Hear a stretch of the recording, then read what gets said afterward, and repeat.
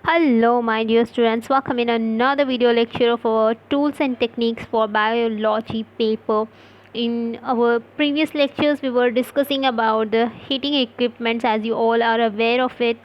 In this video lecture, we will see the last heating equipment which is included into your syllabus, that is hot plate. Now let's start. So hot plates are the equipments which are having a flat surface which is heated, or a plate is there which is heated. So hot plate frequently just used in laboratories. It is a common equipment, we can say, to perform chemical reactions or to the heat, to give to the heat to the sample for numerous activities, like giving heat, etc. So it is basically used to provide heat to the samples. It could be chemicals, or it could be any sample which we need to just heat up.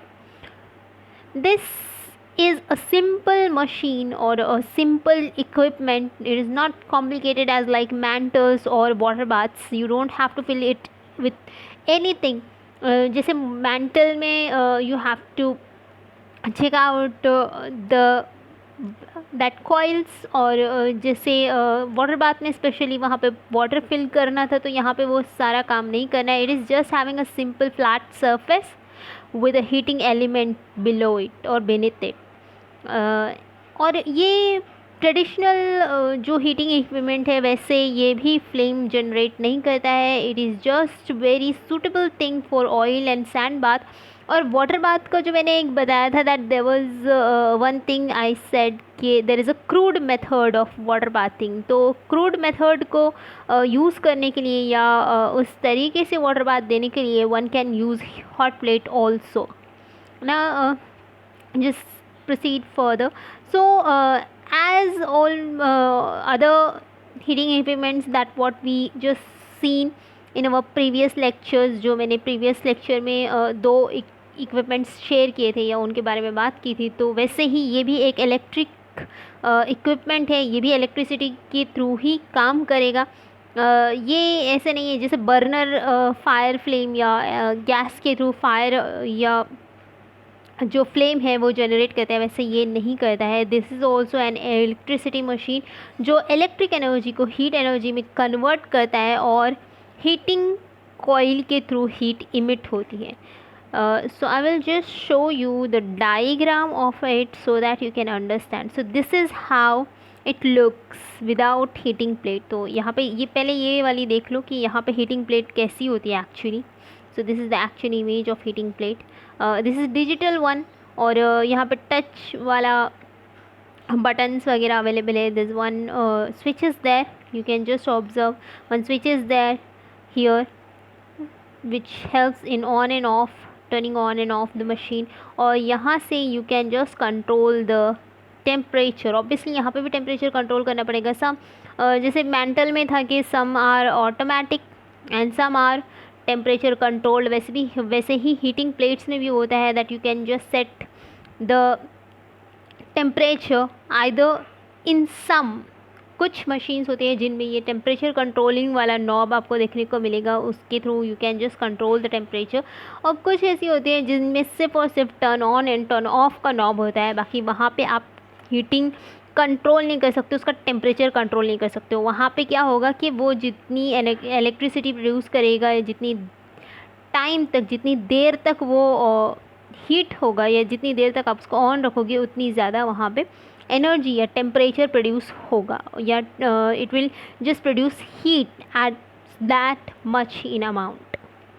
तो यहाँ पे देख सकते हो ये actually ऐसी दिखाई देती है. Oh boy I am sorry. Okay, ये एक्चुअली ऐसे दिखाई देती है, बट इसके नीचे होती है कॉइल्स. जैसे हीटर देखा होगा, हीटर में प्लेट नहीं होती है, विदाउट प्लेट होता है. हीटर्स जो होते हैं ट्रेडिशनल पहले होते थे heaters, electricity heaters are also there. तो उनमें होता है कि कॉइल्स होती हैं अंदर. So this is how it looks.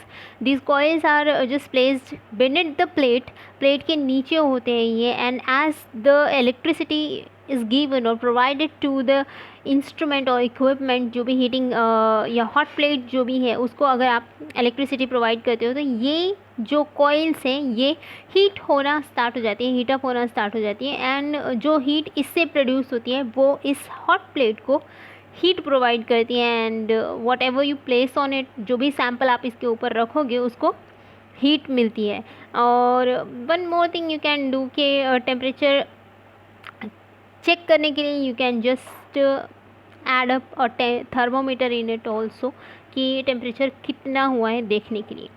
Same as other heating equipments, अभी तो मैंने 2 हीटिंग इक्विपमेंट्स पढ़ा दिया, आई डोंट थिंक कि मुझे बार बार रिपीट करना चाहिए वही सारी केयरिंग और मेंटेनेंस वाली जो प्रिकॉशंस ले रहे हैं या जो भी केयरिंग मेथड्स है वो मुझे रिपीट करने की ज़रूरत नहीं है according to me, just because you are master students. तो एक बार में समझ आ जाता है, लेकिन फिर भी मैंने 2 बार रिपीट किया 2 अलग अलग हीटिंग इक्विपमेंट्स के अंदर। बट स्टिल मैं फिर भी एक बार और बता देती हूँ कि as it is an electronic machine, तो ऑब्वियसली यहाँ पे इलेक्ट्रिसिटी सप्लाई चेक करना पड़ेगा और इलेक्ट्रिक कनेक्शंस प्रॉपर है या नहीं, whether heating coil is actually producing or heat properly or not, ये कहीं से ब्रेक तो नहीं है।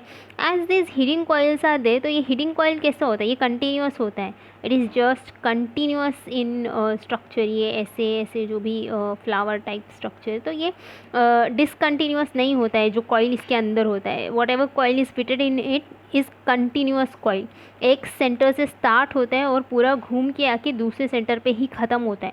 सो ये एक देखना है कि ये कहीं ब्रेक तो नहीं है। If it break down in between, middle में कहीं टूट जाए तो ये हीट को आगे पास नहीं करेगा। एज देखो सबको पता होता है कि एक सर्किट होता है, एक सर्किट जब कंप्लीट होगा तभी इलेक्ट्रिसिटी प्रोड्यूस होगी। अगर सर्किट बीच से ब्रेक हो जाए तो इलेक्ट्रिसिटी प्रोड्यूस नहीं होती है। It is must to fulfil this connection, अगर ये कनेक्शन ऐसे स्विच कनेक्टेड होगा तभी इलेक्ट्रिसिटी प्रोड्यूस होगी। सो this is how it works. तो यहाँ पे भी कनेक्शन कंप्लीट होना बहुत ज़रूरी है, तो ये एक चेक करना है। हॉट प्लेट को रेगुलर बेसिस पे सैनिटाइज़ करना है, क्लीन करना है विथ अल्कोहल, और वो ज़्यादा हीट ना हो जाए वो देखना है। और whatever glasswares you are using just to put on it और प्लेस ऑन इट, ये देखना है कि वो ज़्यादा हीट अप ना हो जाए। So here the complete heating equipments ends up. Hopefully you have understood it. For our next point we will have an interaction session. In that session we will discuss about the handling and caring of glasswares, and I don't think that is so much complicated thing to take in a video lecture. So here I'll stop. So thanks for watching. Have a nice day.